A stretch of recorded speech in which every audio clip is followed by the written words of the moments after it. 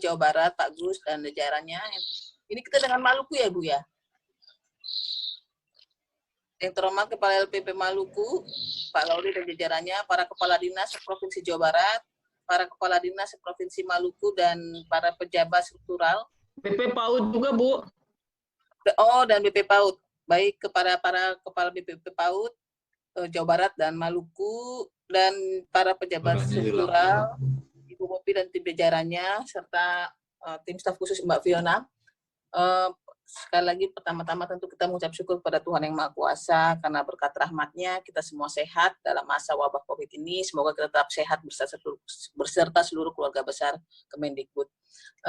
Tadi sudah sampaikan Bu, dengan Kepala Dinas Pendidikan Kabupaten Kota Provinsi juga Bu. Iya, jadi Kepala Dinas saya Kabupaten Kota. Sama sinyalnya. Ya, para Kepala Dinas Provinsi Maluku ya Bu ya. Bergabung ya, aja terus baik sesuai dengan undangan. Oke, sesuai dengan undangan saya akan sesuai dengan undangan. Ini suaranya siapa ya? Saya bicara. Oke. Baik, sesuai dengan undangan saya akan menyampaikan Permendikbud tentang PPDB nomor 44 tahun 2009 yang mencabut Permendikbud 50 dan Junto 20 2019. Baik, sekali lagi ya, suara saya kedengaran ya. Jadi kita tahu bahwa kebijakan ini tentu saja kita menghapus stigma sekolah favorit yang selama ini terukur dengan ukuran yang tidak clear, tapi justru menjadi stigma yang muncul dari masyarakat dan bukan dari kita sebagai regulator maupun sebagai penyelenggara. Nah, akibat dari sekolah favorit yang ada selama ini yang sudah puluhan tahun, kita melihat bahwa kondisinya siswa harus menempuh perjalanan jauh, bahkan harus terpisah dari orang tua, ya.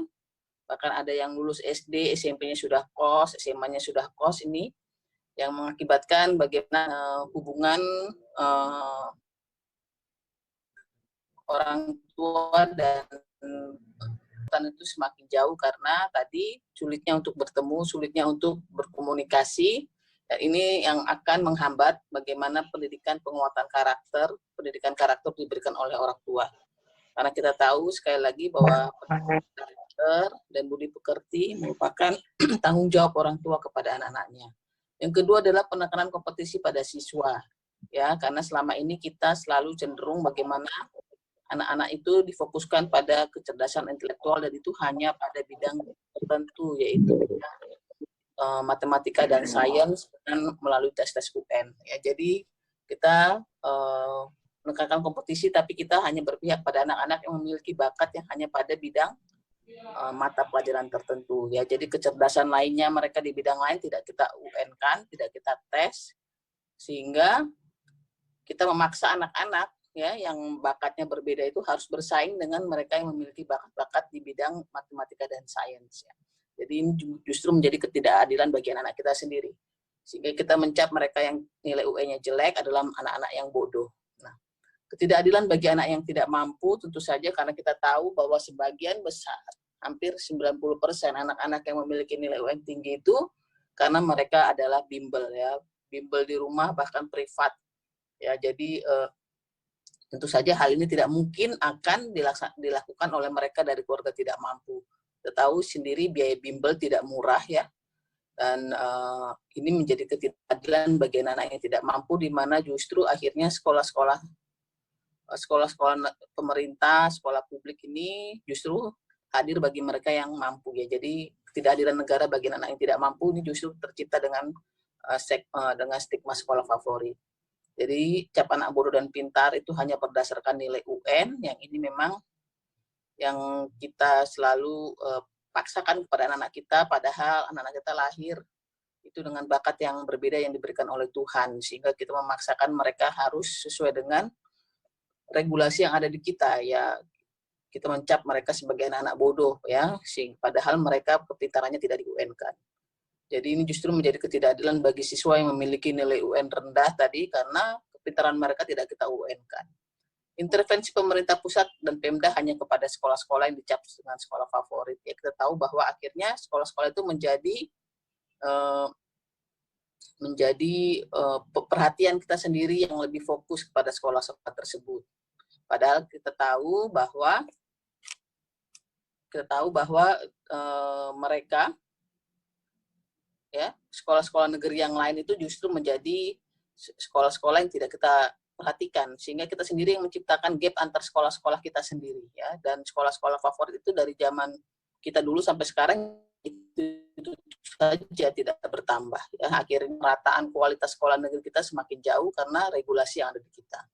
Lalu guru kurang termotivasi untuk meningkatkan kompetensi diri. Ini khusus pada mereka yang berada di sekolah-sekolah yang sudah sekolah favorit, ya. Jadi karena memang anak-anaknya inputannya sudah bagus. Nah, oleh karena itu hal ini yang tidak kita inginkan, karena sekali lagi tugas guru lah. Kita bermimpi suatu saat malah bimbel-bimbel itu akan hapus karena guru sudah melaksanakan tugasnya dengan baik. Lalu suburnya praktik jual beli kursi dan pungli. Jadi selama masih ada cap sekolah favorit, maka praktik jual beli kursi, ya, dan pungli itu tetap akan terjadi. Ya, kita hampir tiap tahun selalu ada yang tertangkap di kita, ya.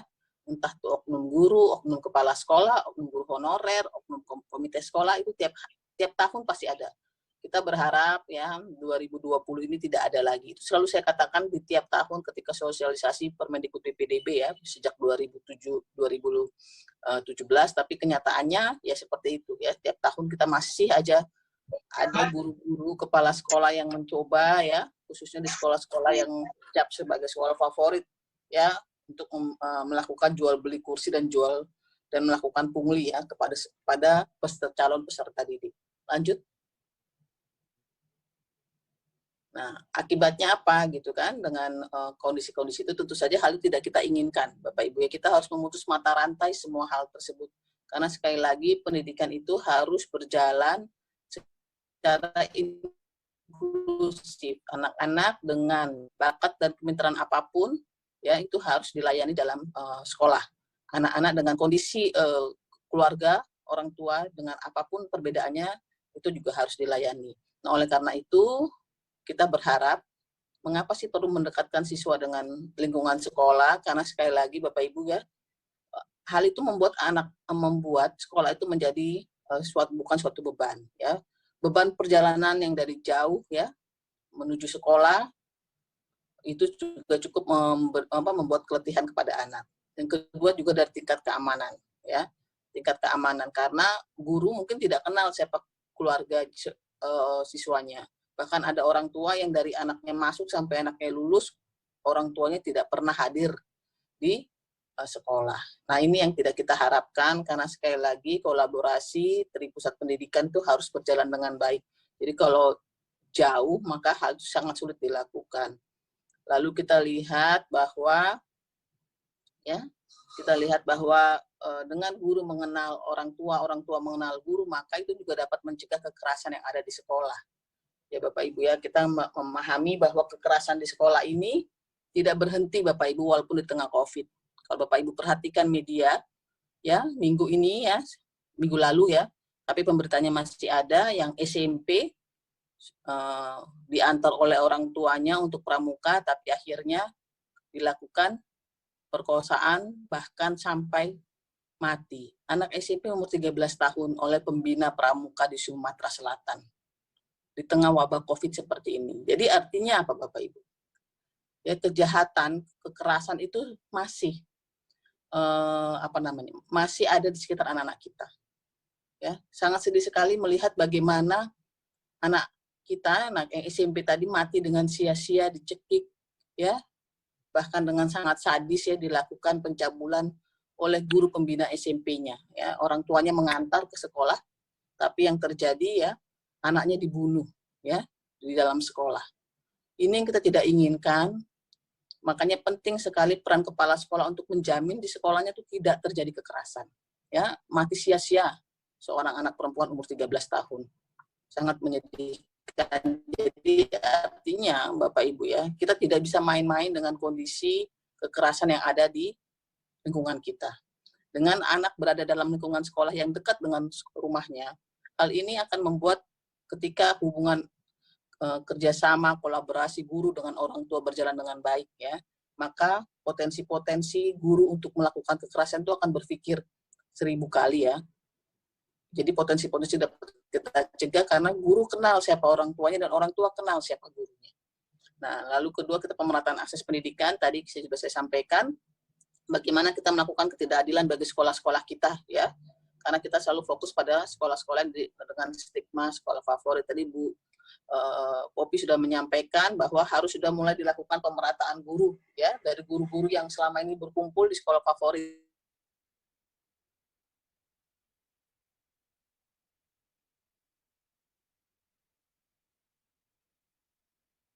ya dulu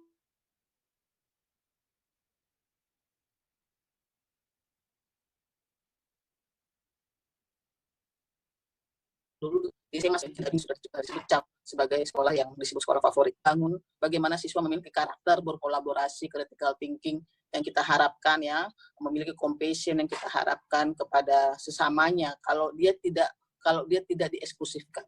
Begitu dieksklusifkan maka selfish-nya akan tinggi ya. Dia hanya mementingkan diri sendiri, bagaimana mungkin dia mampu bekerja sama. Karena selalu kita tekankan untuk berkompetisi. Ya. Begitu siswa itu berkompetisi, maka dia hanya fokus pada dirinya sendiri. Padahal kita yang orang dewasa, Bapak Ibu semua paham bahwa setiap permasalahan yang ada di lingkungan kita, ya, di mana nanti siswa kita akan menjadi pengganti kita, dia harus menyelesaikan masalah, tidak mungkin dari satu bidang, tidak mungkin hanya dari bidang matematika selesai masalah itu, tidak mungkin hanya dari bidang fisika selesai. Bapak Ibu ya, tidak mungkin hanya dari bidang biologi.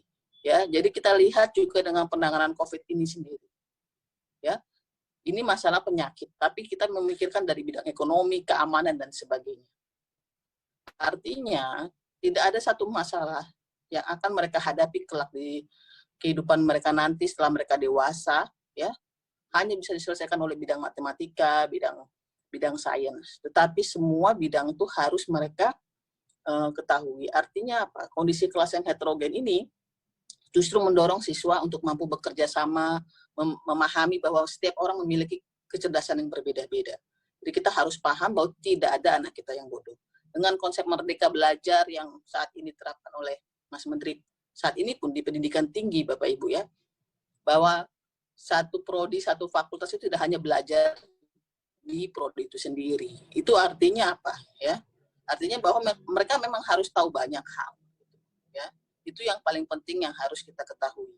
Jadi kondisi kelas yang heterogen sekali lagi itu mampu membuat siswa untuk mampu bekerja sama karena mereka tidak dieksklusifkan. Lalu peningkatan kapasitas guru. Nah, guru ini menjadi tantangan sendiri bagi guru-guru. Ya Bapak Ibu ya, kita belajar sudah meringankan beban guru dari sisi administrasi ya. Jadi guru fokus pada tugasnya, khususnya tugasnya yang M2 ya, yang mengajar. Ya, mengajar dan mendidik anak-anak. Nah, ini yang penting ya, yang harus kita kita kuatkan kepada kapasitas guru. Karena tugas guru itu pada prinsipnya hanya dua, Bapak Ibu ya. Membuat anak-anak yang tidak semangat menjadi semangat, membuat anak-anak yang tidak tahu menjadi tahu. Itu saja sebenarnya tugas guru. Bagaimana caranya guru membuat anak-anak yang tidak semangat belajar, itu yang penting. Sehingga anak memiliki keinginan tahuan.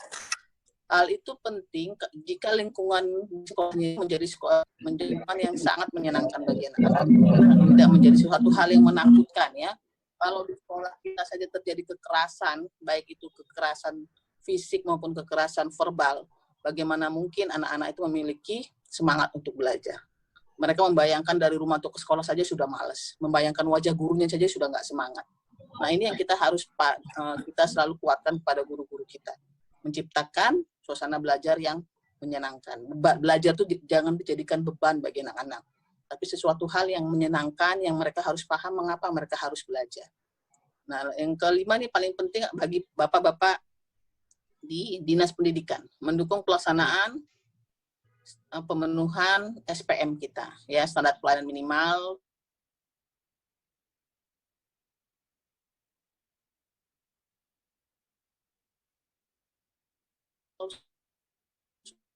Sudah tahu bangun 2018-nya itu sesuai dengan umurnya masuk ke jenjang sekolah. ya, jadi 7 sampai 12 masuk SD, 11 sampai dengan 15 masuk ya, dan 15 sampai dengan 18 masuk SMA. Lalu tadi menghilangkan praktik jual beli kursi dan pungli, karena kita harap semua sekolah nanti memiliki kualitas yang sama, tidak ada lagi cap sekolah favorit dengan segmentasi yang puluhan tahun ini terjadi. Dan terakhir tentu alat ukur intervensi pemerintah pusat dan Pemda. Jadi perzonasi ini akan menzooming permasalahan yang berbeda dari setiap zonasi. Ya, tentu saja intervensinya harus berbeda. Jadi kalau misalkan masalahnya berbeda, maka obatnya juga harus berbeda, Bapak Ibu ya. Mungkin di zonasi 1 yang kurang adalah kualitas guru matematikanya, maka kita perlu meningkatkan guru matematika. Mungkin zonasi 2 yang kurang adalah kualitas guru PKN-nya, maka itu yang kita tingkatkan. Jadi tidak mungkin kita menyamaratakan semua persoalan, karena kita yakin ya setiap persoalan itu di sekolah itu pasti berbeda. Lalu juga alat ukur pemerintah daerah ya. Jadi ini sangat penting tadi bagaimana kita memeratakan dengan melihat zonasi persoalan yang ada di setiap zonasi ya. Apakah ini kurang guru matematikanya, apakah guru agamanya dan sebagainya. Ini penting sekali, dengan zonasi Bapak Ibu akan sangat terbantu. Karena itu kami berharap semua daerah sudah melakukan penetapan zonasi. Jadi penetapan zonasinya itu nanti akan saya sampaikan ya Bapak Ibu ya, yang selama ini juga masih ada telah dilakukan oleh lanjut. Nah, oke. Jadi ini temuan-temuan yang kami lakukan ya, yang juga laporan dari sejumlah masyarakat, wartawan, lalu pemantauan bahwa banyak juknis dan jalur PPDB tidak sesuai ketentuan. Masyarakat tidak tahu bahwa juknis dan juknis yang ditetapkan oleh PPDB yang ditetapkan oleh dinas itu berbeda dengan Permendikbud. Ya. Belum semua Pemda menetapkan zonasi PPDB ya. Ada Pemda yang menetapkan satu zonasi satu provinsi. Itu bukan zonasi, bukan penetapan zonasi namanya ya, Bapak Ibu ya. Kalau misalkan dari Bekasi aja penetapan zonasinya sama dengan tidak dibagi-bagi ya, jadi satu provinsi. Jadi dari Bekasi harus berangkat ke Bandung misalkan SMA-nya. Kan ditetapkan dalam satu zonasi, ini yang salah. Lalu pengumuman daya tampung tidak sesuai rombel, tidak diumumkan dalam laman PPDB. Ya ini yang untuk menutup jual beli kursi Bapak Ibu ya. Karena kenyataannya, karena tidak diumumkan dalam daya tampungnya dalam pengumuman PPDB, orang tua tidak tahu berapa sebenarnya. Kok ini naik terus ya jumlahnya katanya gitu kan. Nah ini yang akan menutup, makanya itu kita harus mengumumkan berapa daya tampung kelas awal di SMP dan di SMA atau SMK yang ada di setiap sekolah. Mekanisme zonasi. Bapak Ibu ya. Jadi sekarang jalur zonasi tidak berbasis nilai. Kalau memang satu kelurahan itu memang masuk dalam zonasinya, maka Bapak Ibu ya di satu kelurahan itu memang masuk, tidak usah diseleksi lagi gitu. Jadi yang memang yang menyeleksi antar kelurahan. Ya, mana yang kalau memang pakai wilayah, mana yang terdekat. Oleh karena itu penting sekali dalam penetapan zonasi ini Bapak Ibu untuk menghitung berapa lulusan yang akan ditampung di dalam jenjang berikutnya ya, khususnya yang SD dan SMP. Ya, SD dan SMP ini Bapak Ibu ya akan menjadi kewenangan kabupaten, itu sangat mudah ya. Sangat mudah untuk menghitung. Nah, yang repot memang dari SMP ke SMA. Ya, harus ada koordinasi. Karena penetapan zonasi belum diatur dalam Perpres, makanya penting sekali penetapan zonasi dalam Perpres itu kita yang akan diterbitkan nanti jika memang jadi itu akan ditetapkan oleh gubernur ya. Nah saat ini memang agak sulit dari SMP ke SMA karena kewenangannya berbeda. Lalu pemalsuan SKTM KK ini masih terjadi Bapak Ibu ya, pemalsuan SKTM KK karena tadi seolah-olah anak yang memang anak afirmasi menjadi prioritas, tapi yang sedihnya adalah mereka yang tidak berhak itu menjadi berhak karena pemalsuan KIP, pemalsuan SKTM ini. Makanya penting sekali bagaimana dinas memastikan bersama kepala sekolah. Itu sebenarnya gampang untuk diketahui. Pertama ya dari sikap hidup atau perilaku anak yang bersangkutan. Ya bagaimana kalau memang dia adalah masuk keluarga prasejahtera atau KKH ya, keluarga harapan, tentu saja dia memiliki perilaku yang berbeda ya, atau dari penampilannya dan ini mudah dapat dilakukan tracing ketika dia sudah sekolah, itu pasti mereka tidak akan mungkin terus-terusan menunjukkan sikap seolah-olah anak miskin, ya. Lalu pemalsuan KK ini juga masih dilakukan, ya. Kalau di Jakarta itu contohnya misalkan seolah-olah dia dia masih pipi ke Tangerang. Nah ini pemalsuan. Oleh karena itu untuk kakak, Bapak Ibu ya, utamakan mereka kakak yang pindah bersama keluarganya, bersama orang tuanya. Ya, jadi tidak dititip di nenek, tidak dititip di tante, maupun tidak dititip di teman orang tuanya. Ya, belum semua Pemda menerapkan persentase jalur zonasi sesuai Permendikbud. Nah, ini memang sudah ada bahwa yang kemarin diatur dalam Permendikbud, tidak semua Pemda melakukan hal itu yang 80%. Oleh karena itu, sekarang sudah direlaksasi menjadi 50%. Kami harap dapat itu, saya tidak tahu mau bicara apa lagi kepada teman-teman di dinas nih, teman sekolah, apa yang mau dilakukan. Lanjut.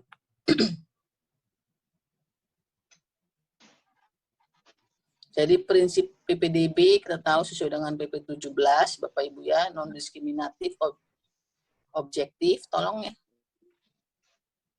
Tolong sebelumnya. Nah, transparan, akuntabel, berkeadilan. Prinsip ini sangat penting Bapak Ibu ya. Ya, prinsip ini sangat penting dilakukan dalam pelaksanaan PPDB. Jadi ketika Bapak Ibu melihat bahwa ini kita tidak bisa lakukan, maka misalkan ini ada beberapa Permendikbud yang tidak bisa dilakukan, yang pegang prinsip ini. Yang penting dia non-diskriminatif, objektif, transparan, akuntabel, yang hanya bisa dipenuhi oleh anak dengan agama tertentu untuk sekolah negeri kita, ya. Karena sekolah negeri kita sekali lagi adalah sekolah publik, ya. Semua dengan latar belakang agama, suku, dan kepintaran apapun, dia harus masuk. Jadi tidak boleh ada syarat untuk prestasi yang hanya bisa dipenuhi anak dengan bakat di bidang tertentu, ya.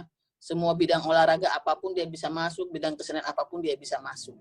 Ya, ini yang disebut dengan prinsip non-diskriminatif, ya, dan berkeadilan.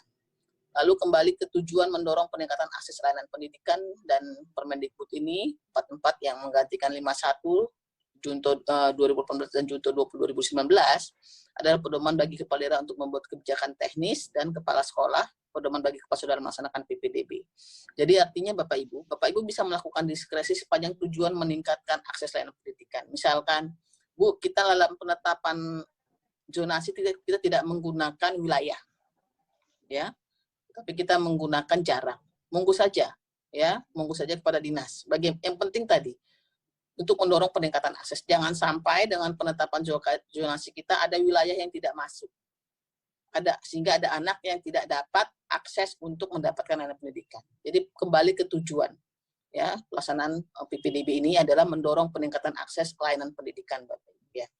Lanjut.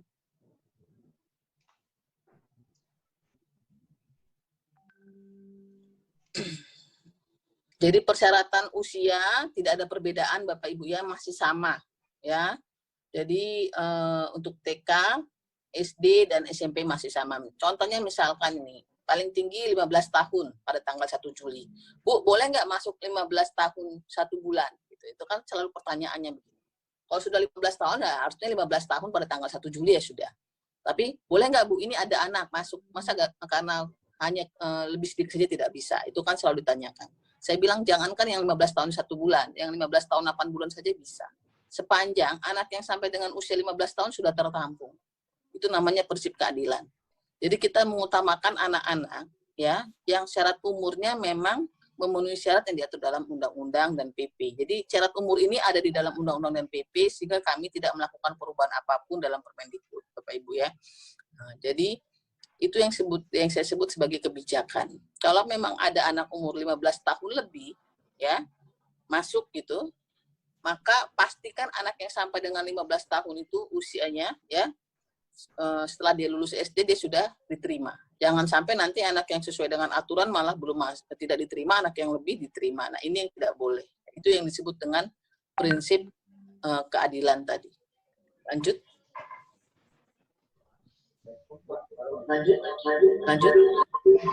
Oke, yang SMP dan SMA juga sama ya, Bapak Ibu ya, paling tinggi 20 tahun. Tolong sebelumnya ya. Saya ingin memberikan catatan. Jadi syarat usia dibuktikan dengan akta kelahiran atau surat keterangan lahir. Sekolah yang menyelenggarakan pendidikan khusus dapat melebihi, ya, itu dapat ya Bapak Ibu ya, melebihi persyaratan yang ada di atas. Ya, pendidikan khusus, layanan khusus berada di daerah 3T. Calon peserta didik WNI atau WNA untuk kelas 7 atau kelas 10 yang berasal dari sekolah di luar negeri, ya, selain memenuhi persyaratan yang ada dalam Permendikbud ini juga wajib mendapatkan surat keterangan dari Dirjen Pendidikan Dasar Menengah, ya, pendidikan di bidang PAUD dasar menengah. Kalau untuk peserta didik WNA kan tidak ada larangan masuk ke sekolah negeri, maka wajib mengikuti matrikulasi pendidikan bahasa Indonesia paling singkat 6 bulan, Bapak Ibu ya. Lalu syarat usia dan ijazah dokumen lain dikecualikan bagi yang penyandang disabilitas, ya. Ini karena diatur dalam PP 17. Lanjut. Jadi perbedaan Permendikbud 51 Junto 20 dibandingkan dengan perbedaan dengan Permendikbud 44 ini tidak banyak Bapak Ibu ya.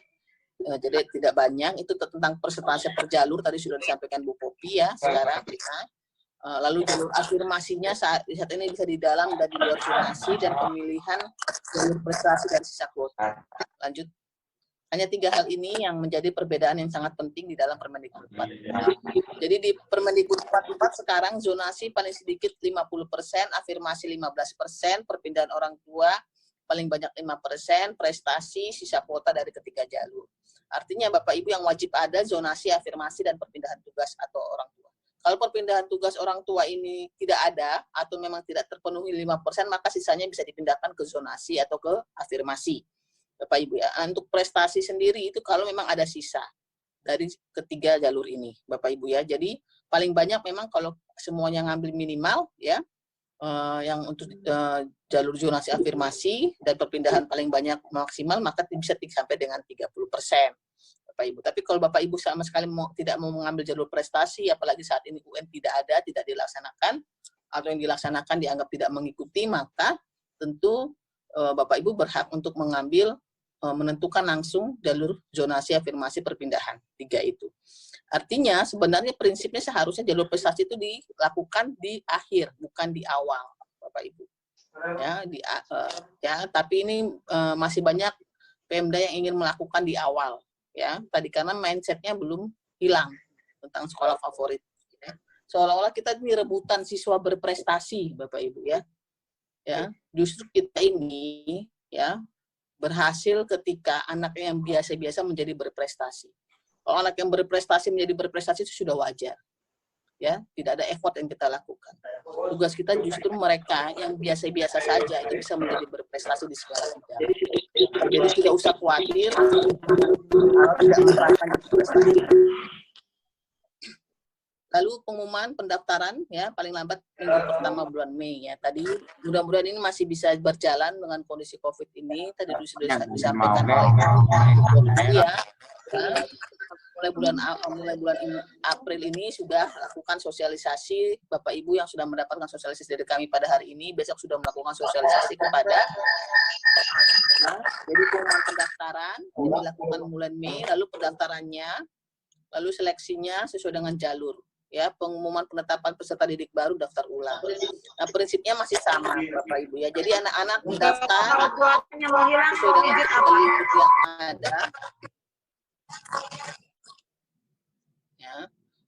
Pendaftaran sesuai dengan jalur yang ada, seleksinya juga sesuai dengan jalurnya, pengumumannya juga sesuai dengan jalur. Jadi kalau ada anak namanya Budi, dia masuk jalur pendaftarannya zonasi, maka diumumkan dari jalur zonasi. Ya. Nanti ada anaknya Iwan, namanya Iwan, masuk jalur dia masuk jalur perpindahan orang tua, maka dia diumumkan di jalur perpindahan orang tua. Jadi orang tua Budi tahu nih kalau teman anaknya yang bernama Iwan itu dia masuk jalur dari perpindahan orang tua gitu ya. Yang kenyataannya kemarin banyak orang tua tidak tahu teman-teman anaknya ini masuk jalur apa. Ya, karena masih terjadi jual beli bangku ya. Sehingga ditutupi, dan kami harap ya kemarin mulai tahun kemarin itu sudah diumumkan bahwa anak-anak itu masuk sesuai dengan jalurnya. Ini untuk mendukung akuntabilitas dalam prinsip PPDB ini. Ya. Lalu dilakukan daftar ulang. Jadi ketika pendaftaran Bapak Ibu ya, anak-anak tidak perlu membawa berkas asli. Ini yang kita harapkan, sehingga berkas asli itu dibawa di daftar ulang. ya, ketika daftar ulang suruh membawa berkas asli. Yang selama ini terjadi ya, karena pendaftar membawa berkas asli, jadi mereka sulit untuk mendaftar di sekolah berikutnya. Ya, oleh karena itu kita mengubah tanggung jawab untuk online itu menjadi tanggung jawab pemerintah daerah, bukan lagi menjadi tanggung jawab sekolah. Nanti saya akan jelaskan. Lanjut.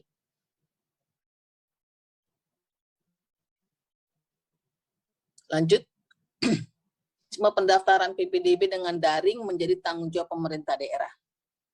Mengapa? Tolong sebelumnya. Tolong ya.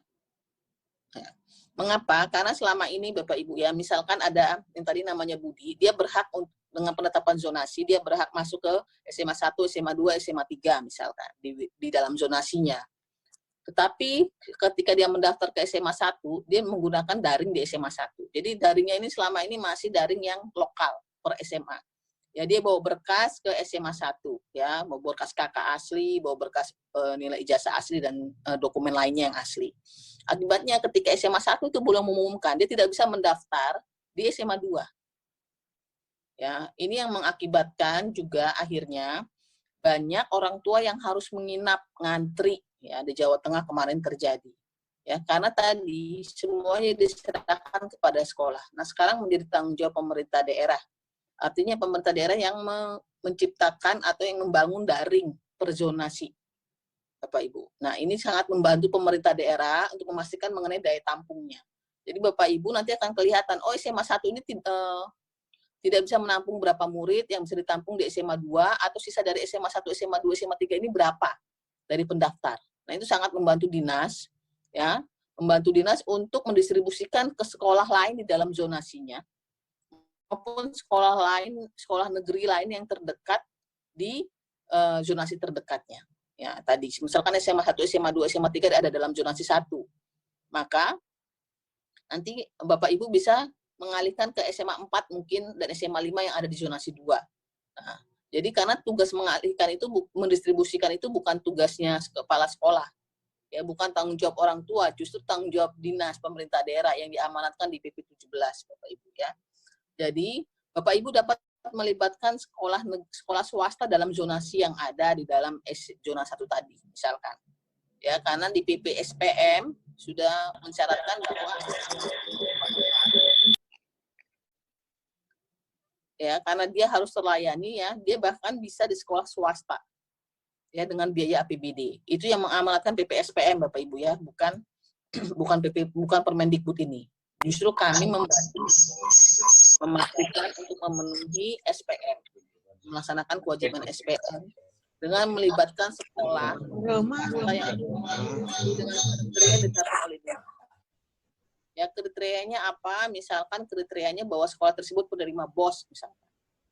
Ya, jadi sekolah swasta penerima BOS itu wajib untuk dapat menerima anak-anak yang tidak tertampung di sekolah negeri ya. Jadi memang untuk biaya APBD diutamakan bagi mereka dulu anak yang tidak mampu, ya, yang pemenuhan SPM. Kalau anak tidak mampu sudah semua terlayani oleh APBD, maka silahkan untuk membiayai anak yang mampu. Jadi jangan sebaliknya Bapak Ibu ya. Jika daya tampung untuk jalur afirmasi perpindahan orang tua itu tidak mencukupi, maka seleksi sekolah dilakukan berdasarkan jarak tempat tinggal. Misalkan, tadi kan minimal 15%, Bapak Ibu tetapkan minimal 15%. Misalkan dari 15% itu hanya dapat bangku 20. Ternyata pendaftar dari afirmasi itu ada 25 orang. Maka yang diseleksi 25 itu dengan jarak tempat tinggal. Jika daya tampung jalur peserta tidak mencukupi, maka dilakukan dengan penentuan peringkat nilai prestasi sekolah. Ya, misalkan untuk bidang perlombaan tingkat nasional, nilainya misalkan 25 atau 30, untuk kabupaten kota nilainya 15. Jadi anak yang 2 kali mendapatkan prestasi di bidang olahraga di tingkat kabupaten kota, ya dia sama dengan anak yang 1 kali mendapatkan tingkat nasional seperti itu ya. Saya rasa beberapa dinas sudah menerapkan itu ya, jadi bukan menjadi hal yang sulit dalam membuat peringkat. Lanjut. Nah, yang ingin saya sampaikan, bagaimana dengan luring, Bu?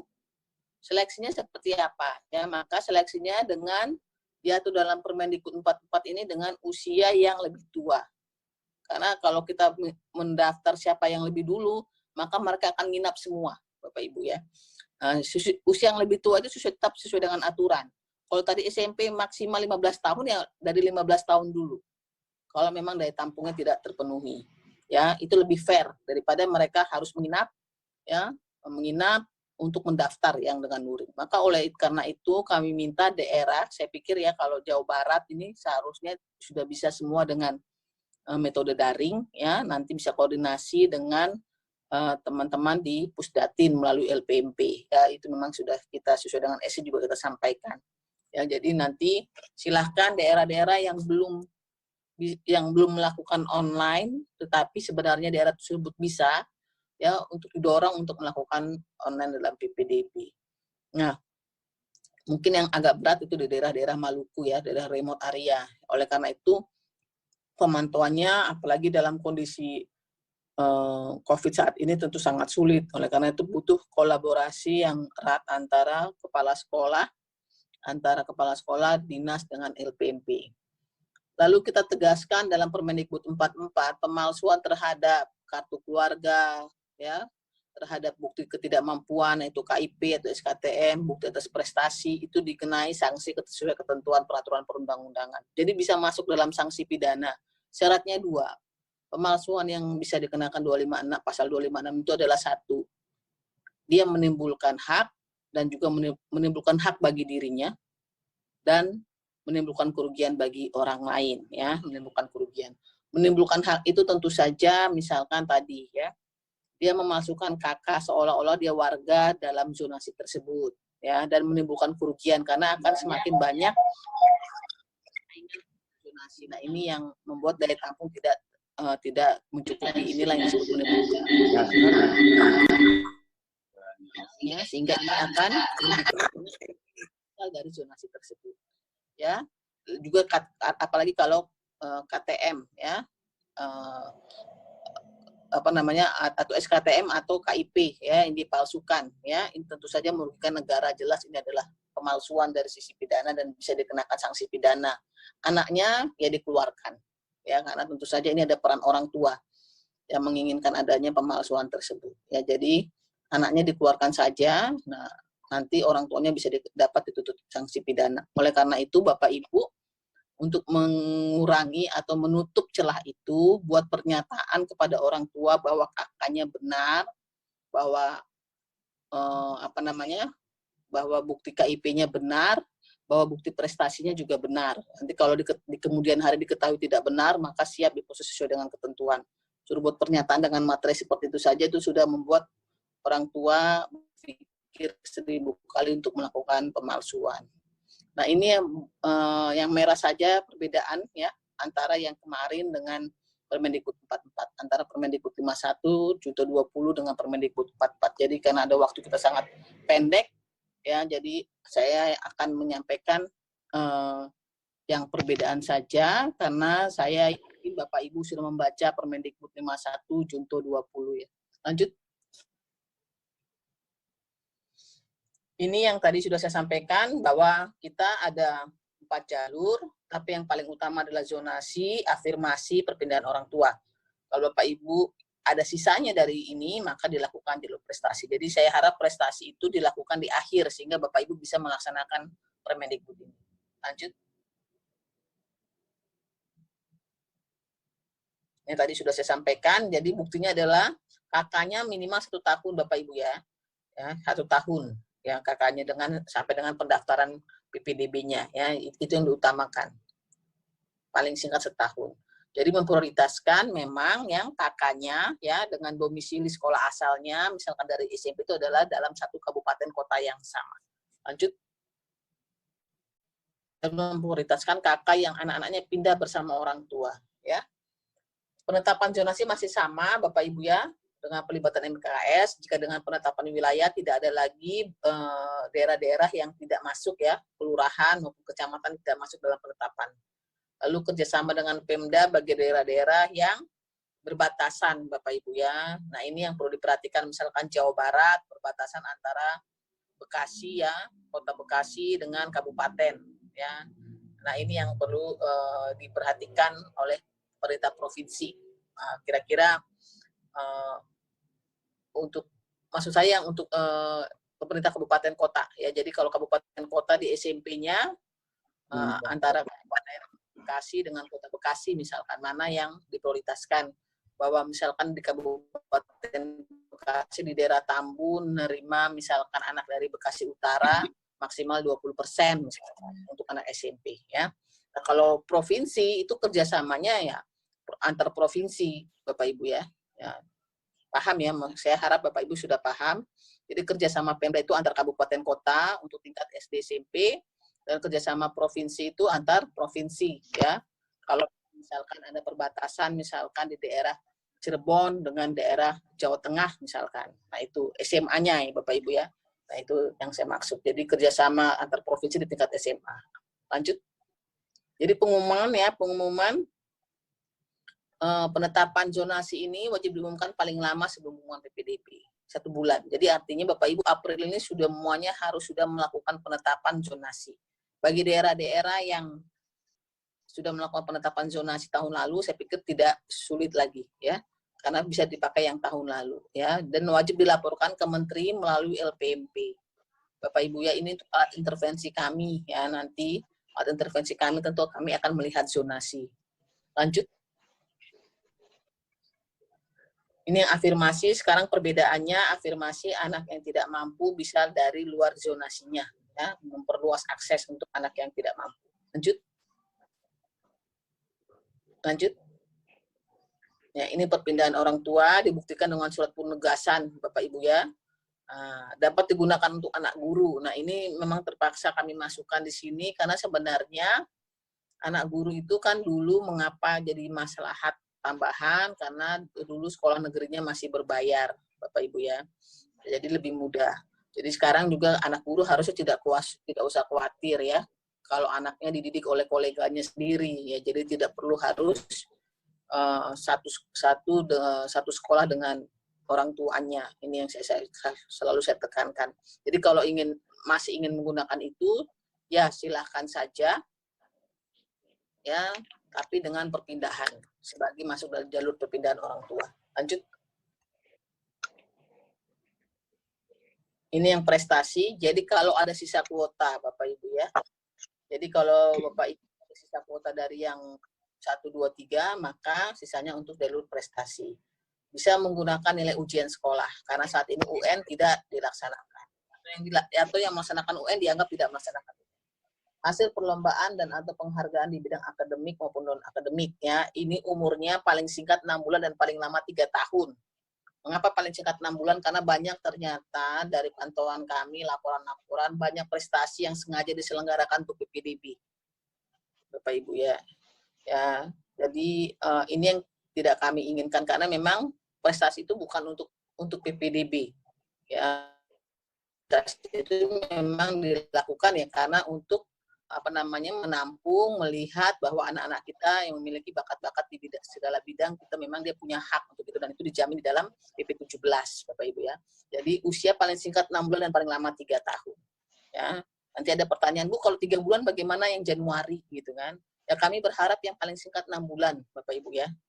Ya. Kalau yang 6 bulan dan paling lama 3 tahun semua sudah dilakukan, kalau masih ada bangku silahkan. Tapi bukan berarti, jadi lakukan dulu yang 6 bulan dan paling singkat tadi ya, dan paling lama 3 tahun. Ya, kalau masih ada sisa silahkan pakai itu. Ya, tapi kami berharap bahwa memang yang kita harapkan mereka memang benar-benar berprestasi, bukan untuk mendapatkan sekolah. Ya, tapi memang untuk menampung bakat dan prestasi mereka. Ya. Jadi tidak untuk masuk SMA menggunakan prestasi di bidang waktu SD gitu, sudah terlalu lama. Ya Bapak Ibu ya, jadi kita gunakan yang paling lama 3 tahun. Nah, tidak berlaku untuk peserta didik baru yang masuk ke TK maupun SD. Ya Bapak Ibu ya, jadi untuk TK dan SD tidak ada jalur prestasi. Lanjut.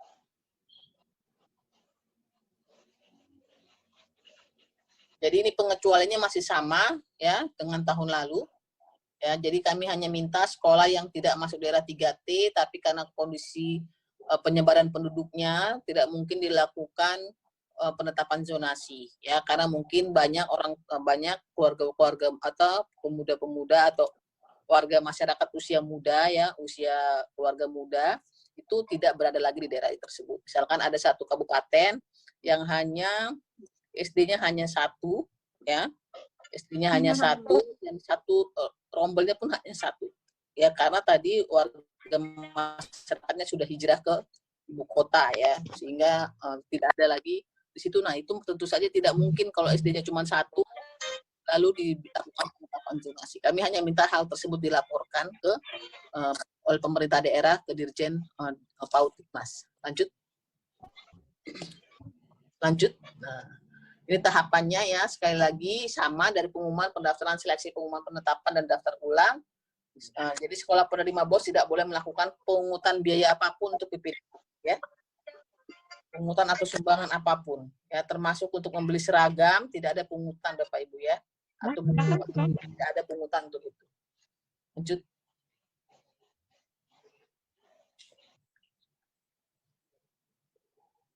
Jadi sekarang tahap pelaksanaan PPDB dari pengumuman dilakukan oleh pemerintah daerah ya.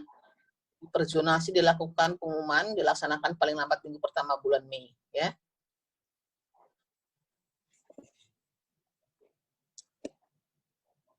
Jadi semuanya diumumkan kembali dari sesuai dengan jalur menggunakan mekanisme daring ya, dan menjadi tanggung jawab Pemda saat ini ya. Jadi mohon kepada Pemda yang tidak tersedia fasilitas daring maka terpaksa melakukan mekanisme luring dan ini dilaporkan ke LPP. Ya kami akan pantau memang ini tidak ada jaringannya atau memang tidak mau ya. Ini yang kami tidak inginkan. Kalau memang dia harus kalau dia memang sudah bisa dengan jaringan, maka harus dengan daring, Bapak Ibu ya. Jangan sampai sengaja dibikin luring, itu pasti niatnya pasti tidak baik gitu. Kalau ingin menggunakan luring, padahal sebenarnya bisa menggunakan daring. Lanjut. Ya, jadi tahapnya tetap seleksi, pengumuman penetapan dan daftar ulang dan pendataan ulang. Oleh karena itu sekali lagi saya minta dalam tahap dalam tahap pendaftaran tidak lagi memberikan berkas asli. Semuanya berkas diupload saja, difoto, diupload ya, atau cukup mengisi nanti di daftar ulang membawa.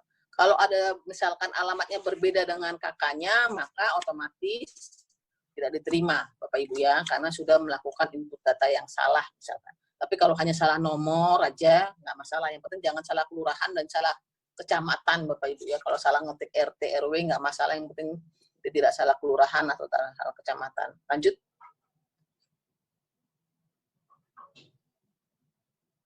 Nah, ini yang tadi penyaluran kelebihan siswa ya. Sekolah wajib melapor ke dinas ya, tetap itu dilakukan. Sekolah tidak boleh menambah jumlah rombel atau ruang kelas baru ya Bapak Ibu kalau sudah dilakukan pemerataan ya. Jangan sampai ada dalam penetapan zonasi sama-sama sekolah kita, sama-sama sekolah negeri ada yang kurang. Ya, lalu karena sekolah yang satunya sekolah favorit selama ini ditambah jumlah rombelnya, itu yang tidak kami inginkan. Diratakan dulu semuanya dalam penetapan zonasi. Ya.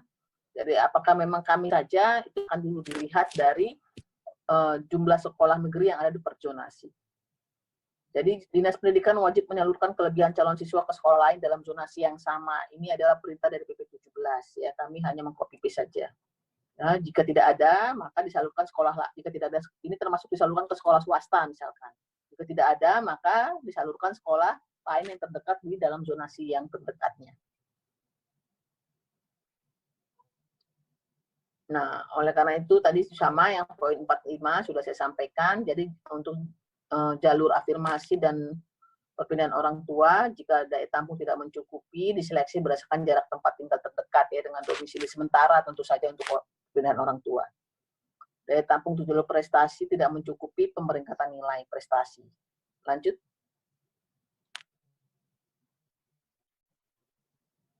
Ini perpindahan peserta didik yang bukan di kelas awal Bapak Ibu ya. Ini ada dalam 12 formal atau PAN misalkan. Untuk kesetaraan yang masuk di kelas awal itu disamakan dengan yang formal. Misalkan dia paket A disamakan dengan yang lulus SD, Bapak Ibu ya. Nah, saat ini tidak ada UN, maka tetap menggunakan ijazahnya. Ya.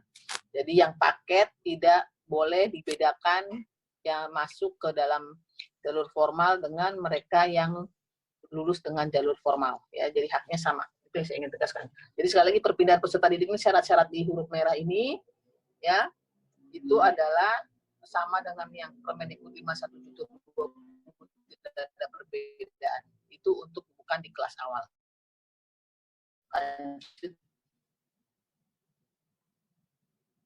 Lanjut.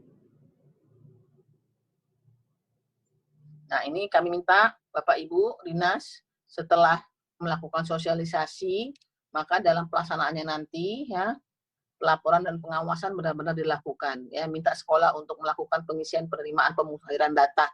Ya, ini juga akan terkait dengan BOS soalnya ya. Jadi supaya nanti akan ketahuan nanti berapa jumlah anak pada sekolah masing-masing. Jadi ada kanal pelaporan juga ya. Dinas Pendidikan juga memastikan sekolah memiliki kanal pelaporan untuk membantu dinas memantau ya.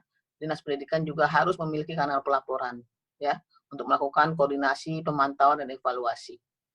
Jadi sekali lagi Bapak Ibu, PPDB bukan hanya tanggung jawab sekolah, kepala sekolah, tapi juga tanggung jawab dinas untuk memastikan setiap anak itu dapat memiliki akses pendidikan. Ya, Kementerian melalui LPMP juga melakukan pemantauan. Lanjut.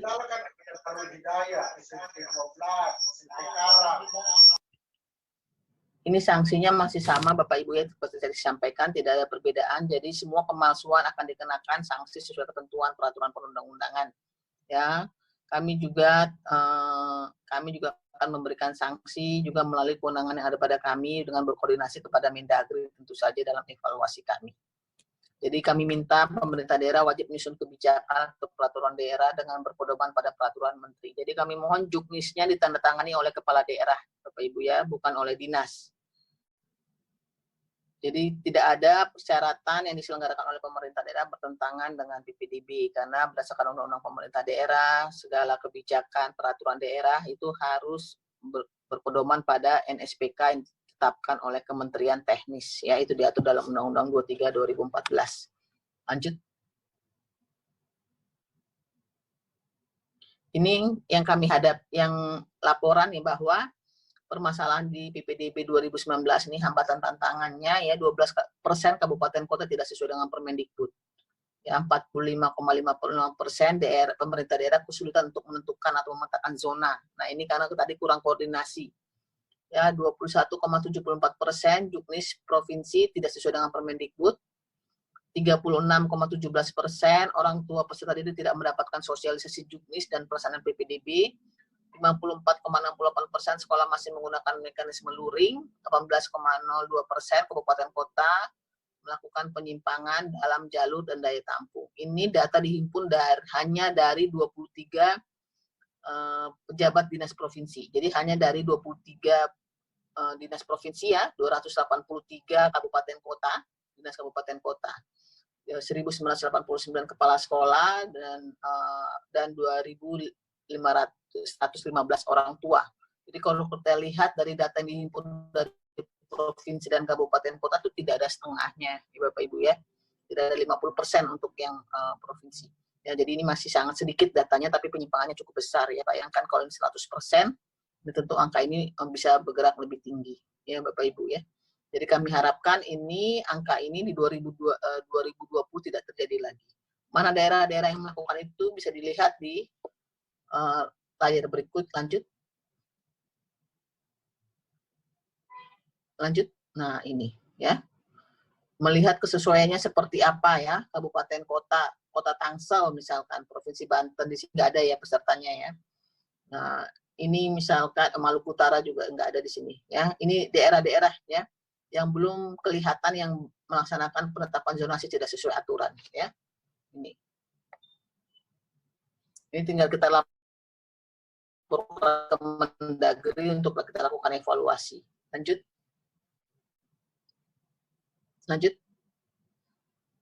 Nah, ini ya seperti ini Jawa Barat misalkan ya. Jawa Barat zonasinya masih 70%, prestasinya 5%, perpindah 5%, darurat 15%. Ya, jadi ini yang zonasi juga tidak sesuai dengan aturan. Nah, ini yang kita temukan, daftar provinsi yang belum sesuai dengan Permendikbud. Kami harapkan dengan direlaksasi 50% harusnya sudah sesuai, karena ini tadi sudah 70%. Bapak Ibu ya. Lanjut. Lanjut.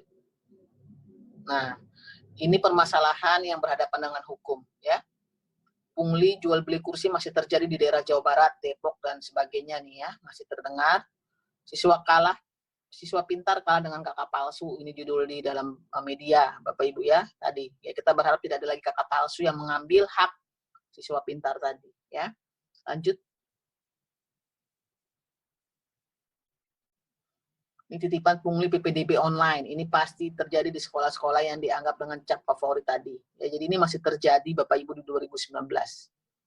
Ya, di Jawa Tengah rela menginap di trotoar demi daftar sekolah. Ini tadi karena pemerintah daerahnya tidak belum hadir di sini dinasnya. Ya, jadi kita harap ini tidak terjadi lagi di 2020. Sekali lagi PPDB bukan tanggung jawab sekolah saja, tapi justru tanggung jawab dinas dalam pemenuhan SPM ya. Lanjut.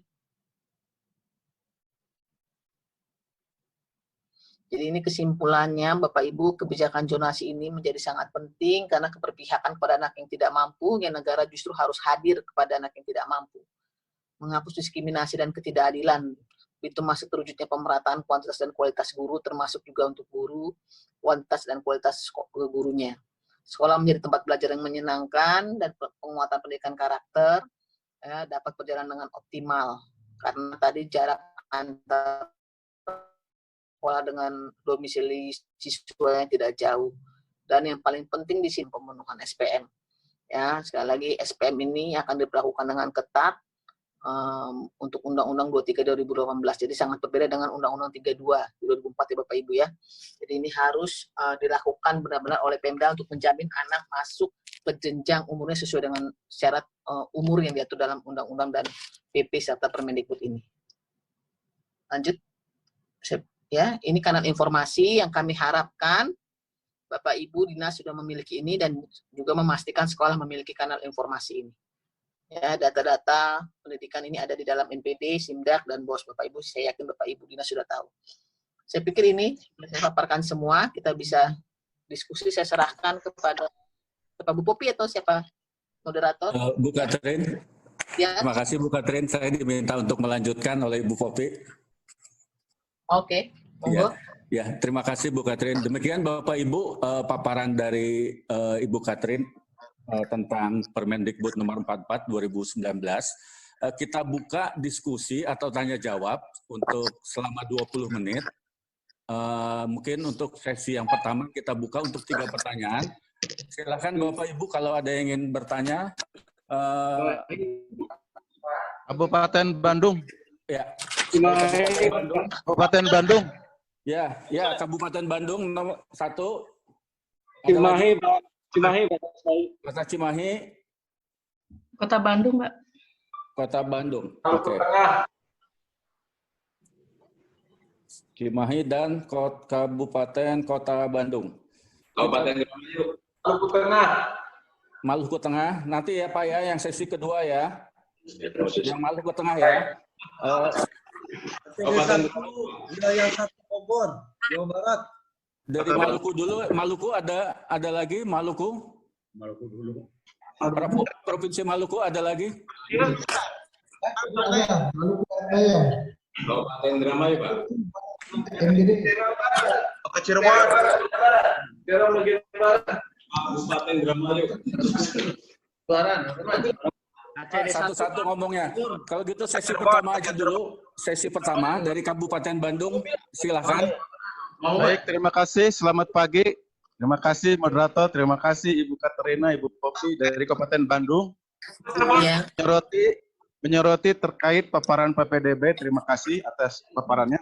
Ada beberapa yang ingin disampaikan. Yang pertama adalah kesalahan di lapangan yang sesungguhnya jangan dianggap juga masalah historis, yaitu adanya pemaksaan kehendak siswa atau masyarakat untuk masuk ke sekolah tertentu. Padahal sosialisasi dan aturannya sudah jelas.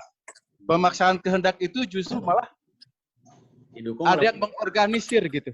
Itu persoalan. Yang kedua adalah bagaimana jika daya tampung satuan pendidikan atau sekolah itu lebih kecil daripada calon siswa. Apakah diperbolehkan melampaui SPM? Jumlah siswa per rombel. Misalnya begini, di SPM untuk SD 32 orang, untuk SMP 38 orang. Apakah diperbolehkan menjadi diskresi pemerintah daerah untuk menambah jumlah siswa dalam satu rombel atau menambah rombel dalam satuan pendidikan? Yang ketiga, terkait pembatasan jumlah siswa. Sekedar saran barangkali, bagaimana kalau dikunci dalam bantuan dalam bentuk BOS, sehingga sekolah tidak menambah jumlah siswa melebihi kapasitas atau melebihi SPM. Jadi dibatasi, dikunci dengan bantuan BOS yang diatur, dikendalikan oleh pemerintah pusat. Yang keempat, ini ada kebijakan klarifikasi, Pak Moderator, menurut ketentuan bahwa guru DPK yang ditempatkan di sekolah swasta harus dikembalikan kepada sekolah negeri. Saya pikir ini adalah kontraproduktif dengan upaya pemerataan kualitas sekolah, di mana ada persepsi animo masyarakat kalau sekolah swasta di dalamnya ada guru PNS itu memiliki kecenderungan kepercayaan tinggi daripada masyarakat tersebut. Mohon penjelasan. Terima kasih. Oke, baik, dari Kota Cimahi. Kota Cimahi. Yang pertanyaannya sama nggak usah lagi ya Pak, yang berbeda. Kota Cirebon. Nanti Pak, nanti Pak, ini kan Kabupaten Bandung, Kota Cimahi dan Kota Bandung. Kota Bandung. Ya. Kota Cimahi. Gus, Pak Ketua DPMP, saya Hendra Gunawan, Kota Cimahi. Silakan Pak Hendra. Yang pertama, ini kan berkenaan dengan pemerataan akses. Pemerataan akses, kita untuk pemerataan aksesnya kita akan mendirikan baru di tiap kelurahan. Sekarang ada sekitar SD. SD atau SMP Pak? SMP, Bu. SMP ya.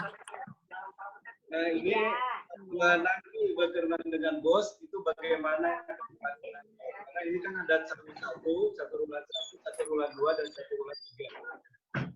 Untuk BOS-nya Bu, nanti untuk apakah di satu rulan 3 bagaimana atau seperti apa kebijakannya? Itu yang pertama. Yang kedua tadi dengan Pak Kadisdik Kabupaten itu apabila ada masyarakat yang memaksakan denda, ini tidak bisa ditangani oleh pemerintah daerah. Tapi harus ada kebersamaan dari Kemdikbud dan lain sebagainya secara aturan. Apakah mereka lebih baik melapor langsung ke Kemdikbud atau ke tertentu? Jangan sampai nanti distrik ataupun pemerintah daerah diobok-obok hal tersebut. Sedangkan ini kan sumir dengan PPDB. Yang kedua, yang ketiga berkenaan dengan PPD jalur prestasi, kita tahu bahwa US ini KKN di setiap sekolahnya berbeda. Dengan adanya prestasi yang 30% di luar non-akademik, ini akan terjadi permasalahan. Ini harus bagaimana, Bu? Berkenaan dengan US-nya, kita berdasarkan US itu sudah tidak bisa dilakukan lagi, mau daring ataupun nah kita sekarang berhubungannya dengan apa yang sesuai dengan surat edaran Pak Mendikbud yang kemarin, yang terakhir nomor berapa 4 atau 8 2020 bahwa kelulusan itu dengan nomor 4 ya Bu ya, kelulusan itu harus mempergunakan 3 kelas sebelumnya, ataupun untuk SD kelas 4. 5 semester sebelumnya. Jadi yang 3 itu, nah ini hubungannya dengan prestasi. Ini akan menjadikan permasalahan di semua kabupaten kota dengan adanya tadi yang tadi dilihat masih ada US. Ini akan menjadi permasalahan. Apakah meskipun ini berprestasi ini kan zonasi ini kan masih minimal 50%. Apakah alangkah baiknya ada surat atau peraturan yang mendasar lagi, biar semuanya ini sama, bahwa kita tetap melaksanakan PPDB ini, donasi tetap prosentasinya tinggi, terus donasi hanya untuk non-akademik aja. Itu mungkin 3 pertanyaan, terima kasih. Oke, terima kasih Pak Hendra. Nuhun. Silakan Dari Kota Bandung. Silakan Bapak Ibu Kota Bandung.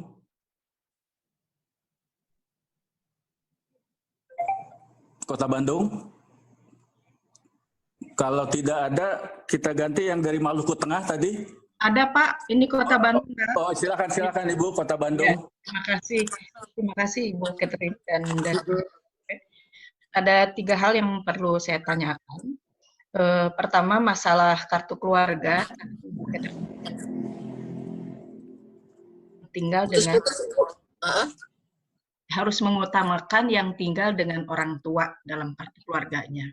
Namun demikian, menurut Disduk Capil, Ibu, boleh juga calon peserta didik itu tinggal tidak dengan orang tuanya, dengan walinya, ya bisa uanya atau bibinya dan sebagainya. Artinya itu sah saja, begitu ya.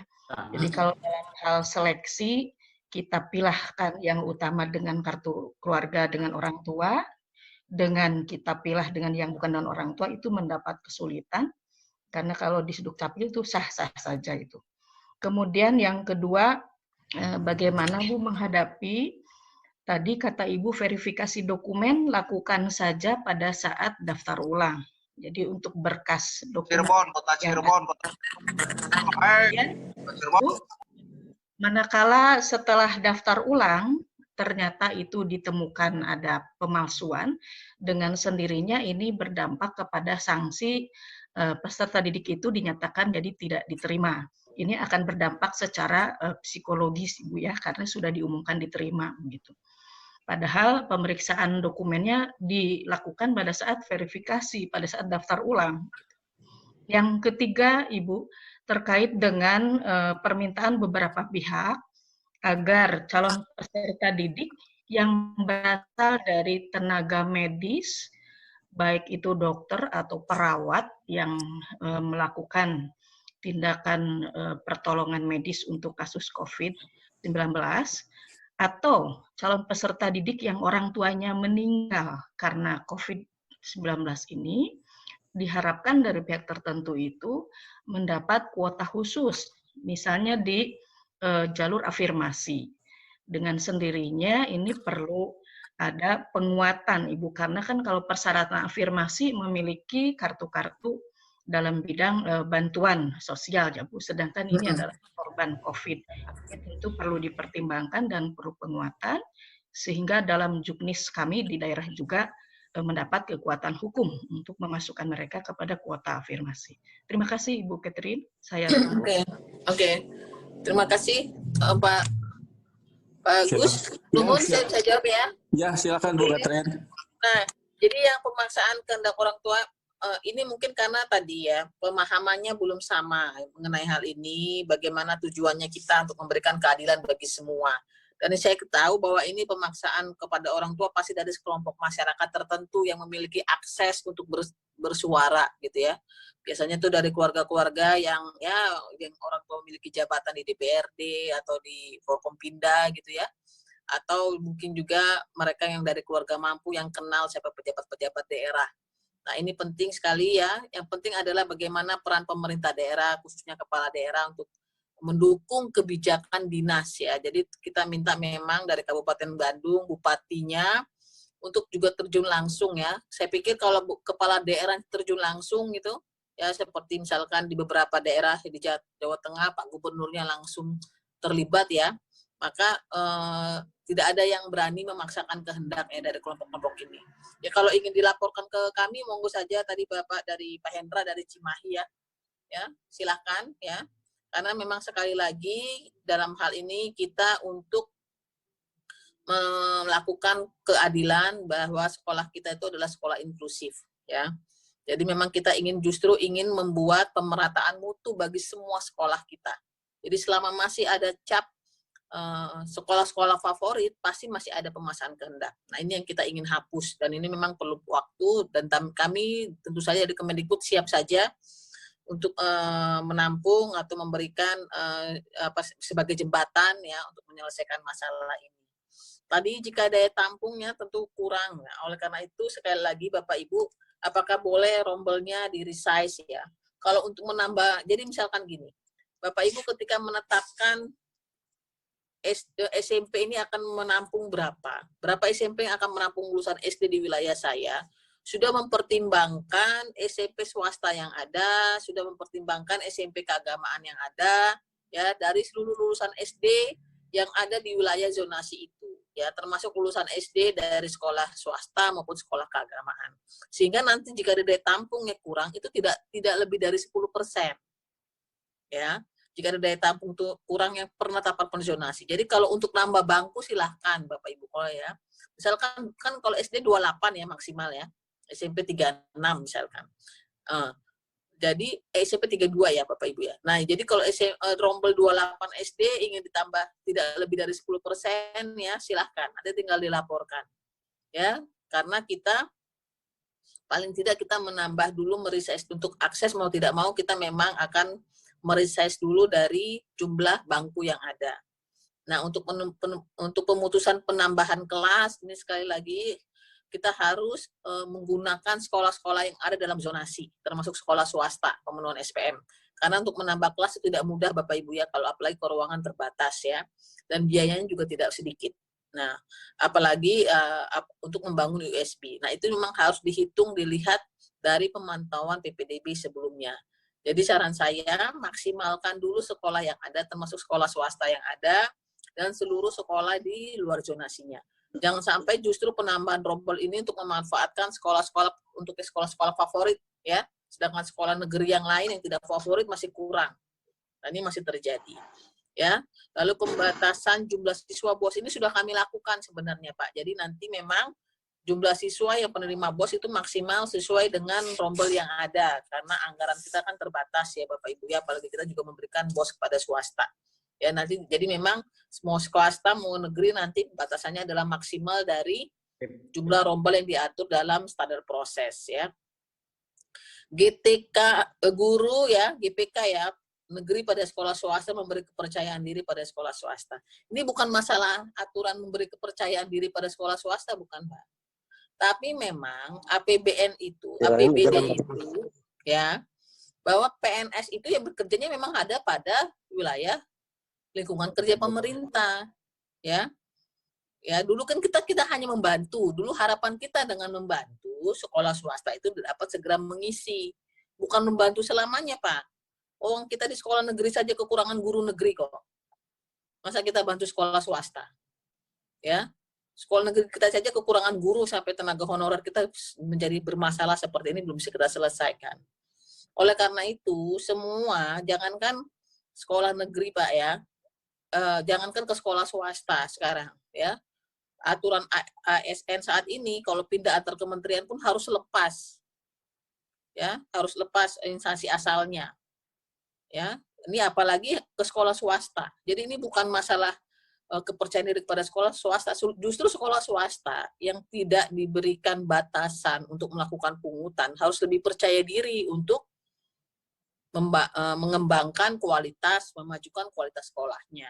Sekolah negeri kita ini yang belepotan, Pak, ya, karena anggaran APBD kita terbatas, APBN kita terbatas, ya. Jadi memang itu kebijakan yang sangat bagus menarik guru-guru negeri kita dari sekolah swasta. Karena sekolah kita sendiri kekurangan. Sekolah swasta mengangkat gurunya itu tidak ada hambatan. Ya, sekolah negeri kita mengangkat guru banyak aturan yang harus dipenuhi. Ya, kapasitas anggaran juga menjadi halangan untuk memenuhi jumlah pemenuhan kebutuhan guru kita. Jadi lebih baik kita fokus pada sekolah negeri kita dulu, Pak, karena memang kewajiban kita untuk mengurus sekolah negeri kita dulu nih, memajukan sekolah negeri kita. Ya, lalu untuk Pak Hendra dari Kota Cimahi ya. Nah, jadi nanti tinggal dilaporkan saja Pak yang USD SMP-nya, nanti dari teman-teman yang akan menyampaikan Juknis BOS itu bisa menambahkan ya. Jadi memang kalau sesuai dengan persyaratan ada dalam Juknis BOS, mau USB baru, mau USB atau bukan, ya tentu saja itu seharusnya tetap dapat menerima. Nanti tahapnya seperti apa nanti diajukan Pak ya. Karena nanti kan saat ini kan memang pencairannya langsung ke rekening sekolah yang bersangkutan. Ya, nanti koordinasi dengan teman-teman tim BOS. Lalu ini ya, untuk yang saat ini UN tidak dilakukan. Makanya oleh karena itu Pak, kami dalam aturan kami dengan sejak 2017, prestasi itu boleh tidak menggunakan UN. Kan bunyinya dan atau. Kalau Bapak ingin memperketat ya, nilai UN plus nilai bidang akademik, itu juga bisa dilakukan. Ya, kalau memang Bapak ingin mencari anak-anak yang lebih bermutu, maka bidang prestasinya UN dan akademik misalkan. Ya, misalkan gini, dia prestasi di bidang olimpiade fisika, maka plus UN. Gitu kan. Kalau di bidang sosial untuk SMP kan tidak ada UN-nya, Pak. Ya. Jadi Bapak bisa memperketat di situ. Karena tidak ada UN, pakai dengan nilai US-nya. Ya, nilai US-nya itu Bapak bisa lihat dari nilai US per mapelnya kalau Bapak ingin kombinasi. Misalkan saya nih, saya ingin mencari anak di bidang yang lulus di bidang akademik ya, Olimpiade Science misalkan. Nah, nilai UN mana yang terkait, nilai US mana yang terkait itu bisa ditambahkan sebagai untuk pemeringkatan, ya. Jadi kalau Bapak sama sekali ingin mengabaikan US juga boleh, ya, mengabaikan US juga boleh. Jadi kita hanya murni menggunakan nilai prestasi di bidang akademik di Olimpiade Science misalkan, atau yang dilaksanakan oleh di tingkat kabupaten kota atau tingkat provinsi, atau juga menggunakan yang non akademik. Monggo saja Pak, itu kebijakan ada di pemerintah daerah ya. Jadi memang kebijakan kami memberikan kewenangan pemerintah daerah untuk membuat kebijakan sesuai dengan kondisi dan pertimbangan masing-masing. Yang penting tadi Pak, prinsip-prinsip non-diskriminatif, prinsip berkeadilan, objektif, transparan, akuntabilitas itu tetap dilaksanakan dan tujuannya tetap untuk peningkatan akses. Lalu Kota Bandung. Kakak tadi kan saya hanya mengatakan memprioritaskan ya Bu ya. Artinya kalau memang daya tampungnya tidak cukup, maka prioritaskan yang pindah bersama orang tua. Ya, karena kita kecuali memang orang tuanya sudah meninggal, dia ada di wali. Ya, ini yang dipastikan. Bukannya kita itu tidak memberikan hak walaupun itu sah, tetapi ini bukan masalah sah tidak sahnya. Masalahnya daya tampung kita terbatas. Maka yang disebut dengan berkeadilan tentu saja yang umur kakaknya lebih dari setahun, lalu dia memang pindah dengan orang tua, ya. Sehingga kita ingin menutup modus masalah bahwa anak itu sengaja dititipkan ke orang lain gitu karena ingin mengejar sekolah favorit, ya Bapak Ibu ya. Ini yang kita tidak inginkan, kecuali memang dia ke orang tua kan, ke walinya, ke neneknya atau ke tantenya itu ke wali, memang secara hukum dia sah, ya. Tapi kalau memang daya tampung kita terbatas, supaya kita anak-anak ini memang berada dengan orang tuanya, maka saya menyarankan ini dilakukan untuk memprioritaskan. Memprioritaskan bukan berarti tidak bisa sama sekali, Bu. Nah, di Jakarta sendiri kebijakan ini dilakukan dan kami sangat mengapresiasi.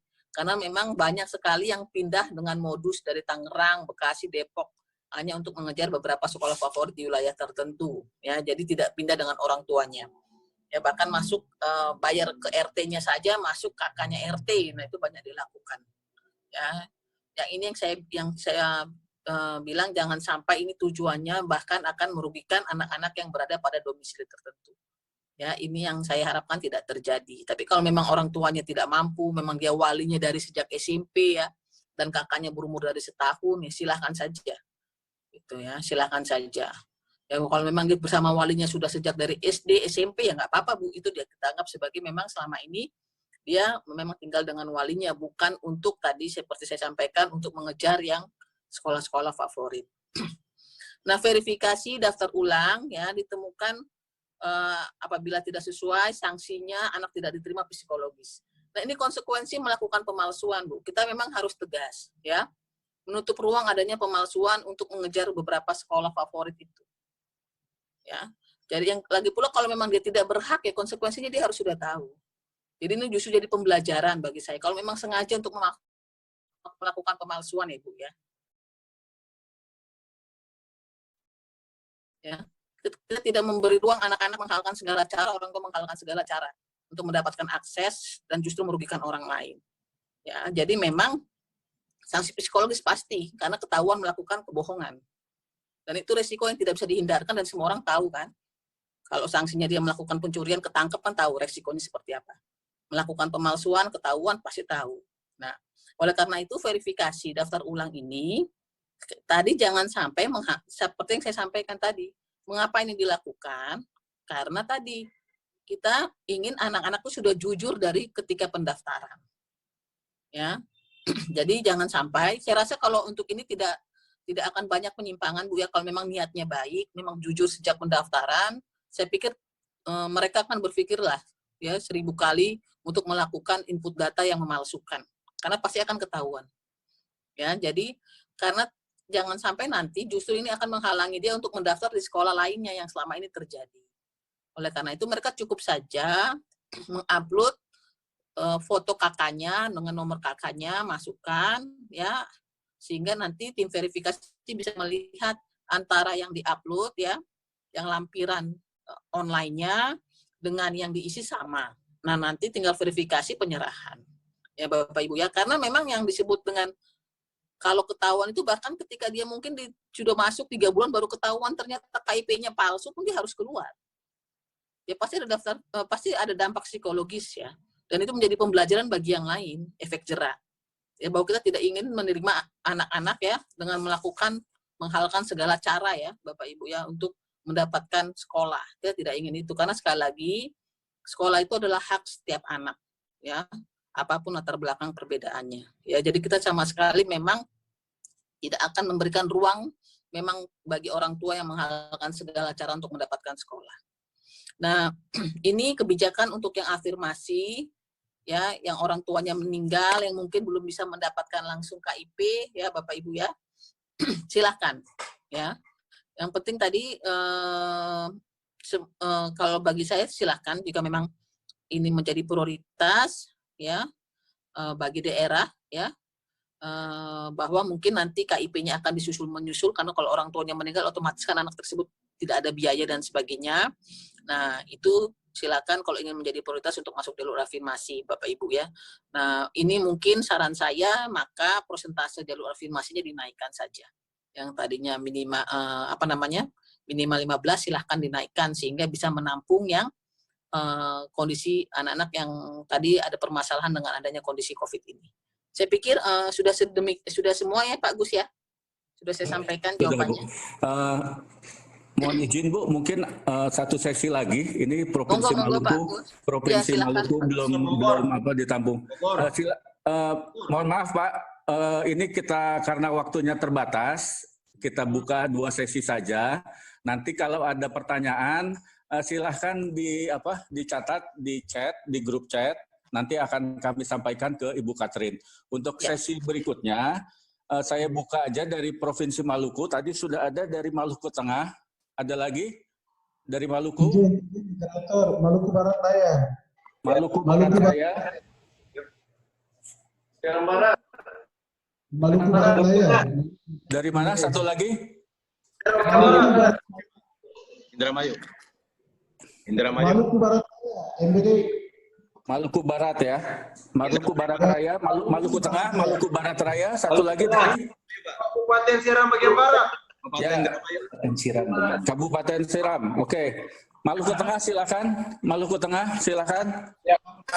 Selamat pagi. Assalamualaikum warahmatullahi wabarakatuh. Waalaikumsalam. Ya. Terkait dengan ini Bu, saya punya satu pertanyaan aja menyangkut BPBD. Kita mengalami kesulitan ketika kita menyusun BPBD itu terkait dengan distribusi guru. Jadi saya usul kalau bisa pemerintah pusat bisa memberikan suatu surat penegasan kepada pemerintah daerah bahwa bila tahun ini tidak dilakukan distribusi guru secara merata, maka dana fisik itu diblokir dalam beberapa bulan ke depan. Itu saja Pak. Terima kasih. Indramayu. Dari Maluku Barat Raya, Pak, silakan. Seram bagian timur, Pak. Bogor. Seram bagian timur. Maluku Barat Provinsi. Daya dulu. Maluku Barat. Moderator izin. Silakan Maluku Barat Daya dulu ya Pak. Baik, terima kasih. Habis seram bagian timur, Bu ya. Ya. Baik, terima kasih Pak Moderator. Assalamualaikum warahmatullahi wabarakatuh. Saya langsung saja kepada Ibu Katarina. Terima kasih penjelasan dari Ibu Katarina. Berbagai hal telah kami pahami apa yang disampaikan oleh Ibu Katarina. Ada dua hal yang perlu kami sampaikan setelah mengikuti penjelasan dari Ibu Katarina. Yang pertama yaitu sekolah favorit. Sekolah favorit bagi kami, kita sepakat saja, saya sependapat dengan Ibu Katarina kalau sekolah favorit itu ditiadakan. Sebab apa? Munculnya sekolah favorit pada akhirnya mengorbankan sekolah yang lain. Seperti yang sudah panjang lebar kita sampaikan. Karena itu mungkin lewat kesempatan ini kami sarankan saja kita sepakat supaya yang namanya sekolah-sekolah favorit itu dihilangkan namanya saja. Yang kedua, terkait dengan zonasi. Zonasi kami sangat setuju dengan adanya zonasi. Cuma kami sarankan saja, kaitan dengan daerah kami, daerah kepulauan, maka menerapkan zonasi juga cukup sedikit repot. Alasannya, karena di daerah kami, karena daerah kepulauan, sementara kami membenahi sekolah-sekolah kami yang ada di daerah-daerah kepulauan. Karena itu tetap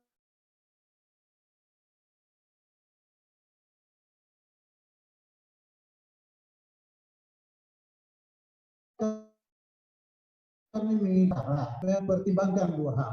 Ketika kita menerapkan zonasi di daerah kita, maka ada untungnya.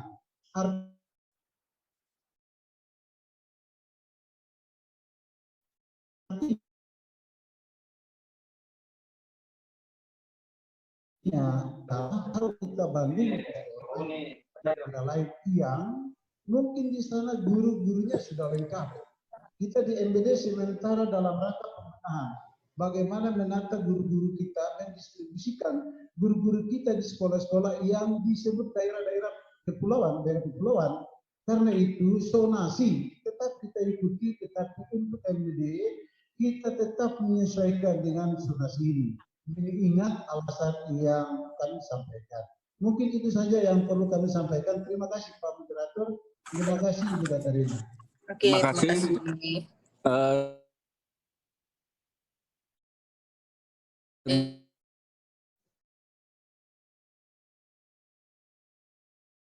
Dari kabupaten, silakan. Ada beberapa masuk.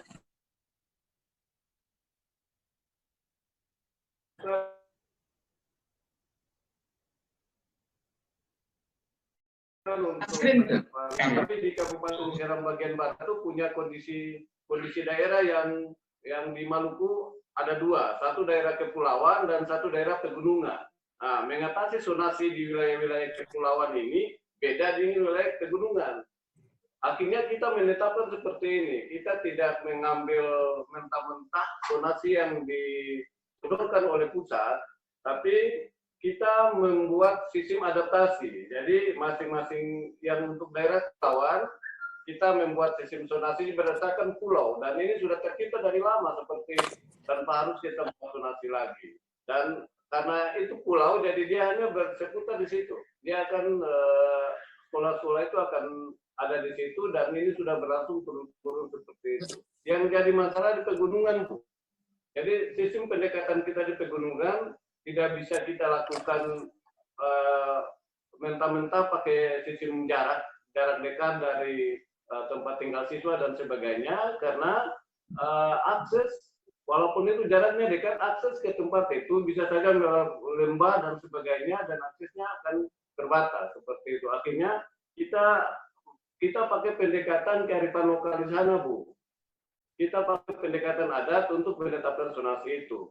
apakah ini bisa diterima oleh dinas, oleh kementerian, karena ini kondisi daerah yang kita kondisikan seperti itu. Yang kedua Ibu Catherine, masalah kita di daerah pegunungan sama kepulauan, daerah 3T khususnya ini masalah distribusi guru. Kita menginginkan daerah Maluku ini tolong diprioritaskan jatah guru negerinya. Di daerah-daerah pegunungan ini, Bu, itu satu sekolah baru satu PNS guru. Bisa saja itu kepala sekolah, bisa saja ada 2 orang seperti itu. Jadi mohon ini diperhatikan kalau kita mau menunjang mutu pendidikan di daerah-daerah 3T. Saya mohon daerah 3T ini dipertimbangkan dengan sangat baik dan diperhitungkan oleh Jakarta seperti itu, karena kita tertinggal sekali, Bu. Mungkin itu, terima kasih. Iya. Terima Satu kasih, lagi Pak Pak, Gus. Ibu Catherine dari Boleh Seram 3 dulu bagian ya? timur, boleh Oke. ya? Seram bagian timur, Bu. Oke, 1 aja ya, Seram bagian timur. Iya. Silakan. Subang. Iya. Iya. Assalamualaikum warahmatullahi wabarakatuh. Ya, Ibu Catherine yang Ya, monggo. kami hormati. Ya, Ibu, setelah mendengar paparan dari Ibu Catherine tentang penerimaan siswa baru, memang kami sudah memahami, Bu. Sebelumnya saya mau memperkenalkan bahwa saya kepala sekolah di SMP Negeri 3 Seram bagian timur, letaknya di Kecamatan Siwalalat, Kabupaten Seram bagian timur. Jadi kita dari kecamatan-kecamatan, Bu. Monggo. Ya, yang pertama untuk penerimaan siswa baru, untuk kami di kecamatan-kecamatan seperti di Kabupaten Seram bagian timur ini, memang untuk pelaksanaan tidak terlalu ada masalah. Ya, karena kami melakukan penerimaan siswa baru berdasarkan zonasi-zonasi. Cuma ada sedikit permasalahan, yakni kalau misalkan ada siswa dari kecamatan lain yang datang untuk bersekolah di sekolah kami. Terus yang permasalahannya adalah terkait dengan maksimal siswa pada satu rombel. Untuk tingkat SMP maksimal ada 32 siswa, Bu ya. Ya, tetapi karena kami di kecamatan-kecamatan ini ada permasalahan sedikit kekurangan, karena kekurangan siswa kami sangat mempengaruhi para Bapak Ibu guru yang memiliki sertifikasi.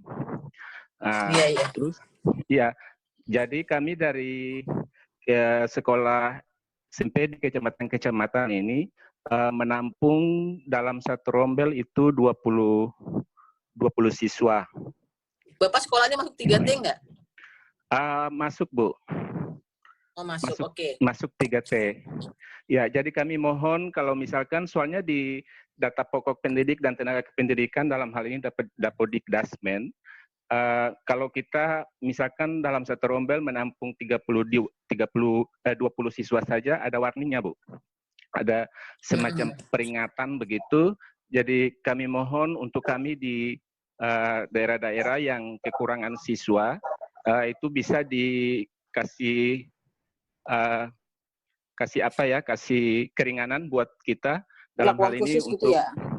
Iya, untuk guru-guru yang mendapatkan sertifikasi. Terus Bu, yang kedua mengenai dana BOS. Boleh Bu ya? Iya, Bu. Ini mungkin boleh Bu.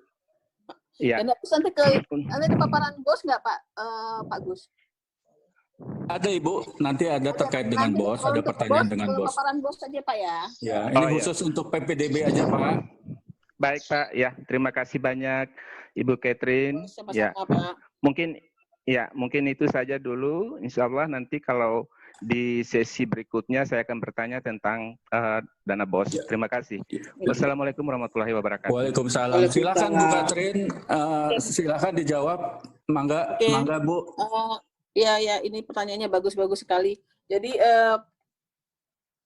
nanti kami mohon untuk yang dari Maluku Tengah ya, Bapak menyampaikan Pak ya mengenai permasalahan yang gurunya Pak ya, untuk menjadi prioritas ke Dirjen GTK ya Pak. Lalu yang Maluku Barat Tengah, memang kita harus Pak untuk keadilan guru, keadilan sekolah negeri dan anak-anak, sekolah favorit ini kita harus membuat yang benar-benar memang terukur ya, tidak seperti stigma selama ini. Jadi yang seperti stigma selama ini yang kita hilangkan. Nah, untuk zonasi kepulauan tadi ya sama dengan Bapak dari Seram bagian barat. Jadi prinsipnya kami serahkan kepada daerah masing-masing. Penting tadi tujuan aksesnya itu tercapai. Ya Pak ya. Dan prinsip keadilan tidak diskriminasi. Jadi kami juga nggak ingin anak tuh dari kepulauan tuh sampai harus menyeberang ya di luar kepulauan. Kalau memang dia masuk 3T otomatis dia tidak perlu melakukan penetapan zonasi ya.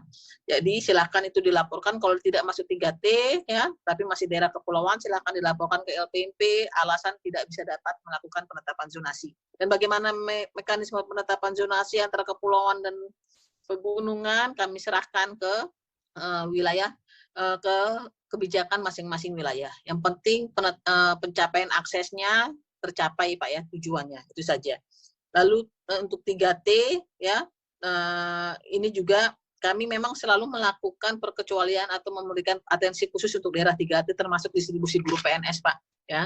Dan sebagaimana disampaikan Bapak Kepala Sekolah Seram bagian timur juga ya, kami ingin menyampaikan bahwa sebenarnya seharusnya syarat, saya ingin cek Pak ya, seingat saya syarat untuk yang guru 3T untuk pemenuhan sertifikasinya berbeda dengan yang 3T, yang bukan 3T Pak ya.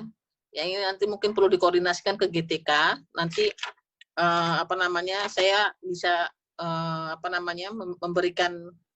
memberikan nomor telepon dari pejabat di GTK untuk memastikan itu Pak. Tapi seingat saya untuk 3T memang kita banyak melakukan pengecualian ya, perlakuan khusus yang berbeda untuk daerah non 3T untuk persyaratan sertifikasi Pak ya. Jadi saya pikir semua sudah terjawab ya. Jadi intinya kalau daerah 3T untuk penetapan zonasi dapat dilakukan dan dapat melakukan penetapan kebijakan khusus. Kalau ingin melakukan jadi zonasi bisa tidak dilakukan kan kalau ingin melakukan penetapan zonasi untuk daerah kepulauan, daerah pegunungan maupun daerah 3T dapat melakukan dengan penetapan khusus, tapi dengan syarat tadi bahwa tujuan perluasan aksesnya tetap tercapai. Nah untuk tadi yang tadi Bapak bahwa kalau memang di kecamatannya di SMP 3-nya tadi daya tampungnya kurang ya, sepanjang tadi dari SMP lain bukan karena mencap SMP 3 sekolah favorit ya Pak, tapi memang untuk perluasan akses silahkan, dan memang siswa di kecamatan SMP 3 itu semua sudah tertampung. Jangan sampai menampung yang jauh. Jadi intinya sebenarnya tidak masalah Pak dari luar zonasi ya masuk ke SMP di SMP Bapak sepanjang yang tadi sudah tertampung di wilayah Bapak. Dan ini tentu harus koordinasi dengan dinasnya tadi. Makanya tadi dinas yang memantau mana sekolah-sekolah yang kelebihan atau tidak bisa kelebihan dan menampung di sekolah yang kekurangan. Demikian Pak Gus ya, saya rasa sudah terjawab. Jadi kalau ada tadi saya ada pertanyaan, ada yang menanyakan seleksinya bagaimana kalau untuk seleksi khusus ya yang di SMK Bapak Ibu ya. Dan ini memang agak sulit dilakukan dalam kondisi ini ya. Bila memang ada seleksi khusus yang tidak mungkin dilakukan dengan online ya, maka kebijakan itu memang tidak bisa mungkin, tapi melihat dari bidangnya saja Pak ya. Dari bidang, karena kalau dengan kondisi COVID ini, apalagi kalau sudah PSBB, ya, pembatasan sosial berskala besar, sudah ditetapkan oleh Menkes untuk wilayah Bapak, itu sama sekali memang tidak mungkin dilakukan tes secara tatap muka. Nah, bagaimana mekanismenya kalau tidak bergerombol kebijakannya, monggo Pak. Ya, misalkan anak-anak itu dites per jam, setiap tes setiap tes itu mungkin hanya diisi oleh 2 anak dan jaraknya berjauhan. Tapi anaknya sudah dilakukan tes dulu pemeriksaan suhu badannya tidak di atas 37,5 misalkan ya. Jadi intinya protokoler kesehatannya itu membuat Bu Catherine sebelah mana? Ya, jadi yang SMK tes khusus tadi sepanjang protokoler kesehatan dipatuhi dan diatur jaraknya dan tidak membahayakan bagi anak-anak ya, artinya gini, anak-anak itu memang kan dia lebih kuat dari orang dewasa, tapi nanti takutnya dia terpapar, malah nanti kena ke orang tuanya. Ini yang kita khawatirkan. Mengapa akhirnya ada belajar dari rumah, ya? Karena yang kita lindungi adalah keluarga dari siswa itu juga. Jadi silakan dilakukan tes khusus, ya, sepanjang memang tadi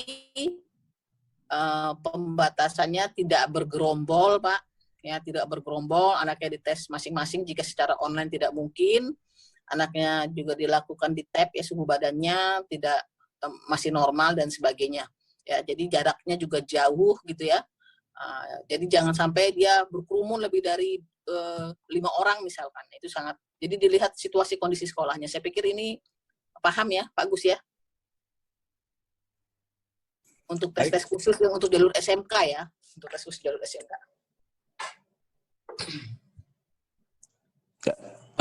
Terima kasih Bu Katrin. Bapak Ibu mungkin untuk tanya jawab dengan Ibu Katrin kita selesaikan saja. Kalau ada pertanyaan silahkan di chat room diketik. Nanti mohon izin Bu, pertanyaan-pertanyaan itu akan kami teruskan ke Ibu Katrin dan mohon dijawab supaya nanti kami bisa share di grup forum PMP Jawa Barat. Dan juga di forum PMP Maluku. Seperti itu, Ibu. Ya, mangga Pak Gus. Terima kasih banyak, Bu Katrin. Ya, hatur nuhun, Pak Gus, ya. Bapak Ibu sekalian. Mohon izin live ya, Pak ya, karena saya ada rapat berikutnya. Silakan, Ibu. Terima kasih banyak. Bapak Ibu, kita lanjut. Karena ini waktunya sudah sangat singkat, ya, waktunya sangat singkat. Kita lanjut ke sesi berikutnya, yaitu terkait dengan kebijaksanaan BOS, program BOS